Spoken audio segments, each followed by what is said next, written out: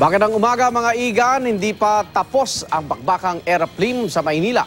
Gusto ipa-disqualify ni Alfredo Lim ang muling nahalal na si Mayor Joseph Estrada dahil umano sa vote buying.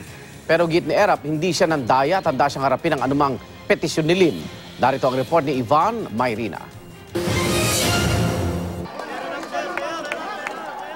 2,685 votes lang ang naging lamang ni Manila Mayor Erap Estrada sa mahigpit na kalabang si dating Manila Mayor Alfredo Lim nitong nakaraang eleksyon. Pero hindi ito tanggap ni Lim. Nagtungo si Lim sa COMELEC para maghain ng petisyon laban kay Erap. Una, nais niyang ipa-disqualify si Erap dahil umano sa malawakang vote buying. Ang basehan ni Lim, namigay umano si Erap ng mahigit 7,000 tablet sa mga guro sa lungsod na tumayo mga Board of Election Inspectors. At ikalawa, nagpabudbud din daw si Erap ng food items na may 150,000 na senior citizens. Milyong piso umano ang ginugol ng City Hall dito at ginawa umano ilang buwan bago mag-eleksyon at sa loob daw mismo ng campaign period na paglabag umano sa Omnibus Election Code. Aba, edi to influence these people kung sino iboboto nila. Bakit ako kahit isang pera wala ko ibinigay kahit kaninong tao?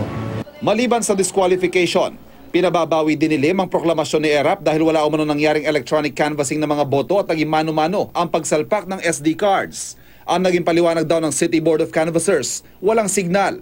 Suspetsa ni Lim, sinadya ito base sa kuha ng kanilang watcher na hindi umano nakasaksak ang receiver kaya wala itong matanggap na transmission ng mga resulta. Nais ni Lim na mag-convene ng isang special City Board of Canvassers at i-recount ang resulta ng mayoral race sa Maynila. Handa naman daw harapin ni Estrada ang petisyon. I cannot stop him. My conscience is very clear.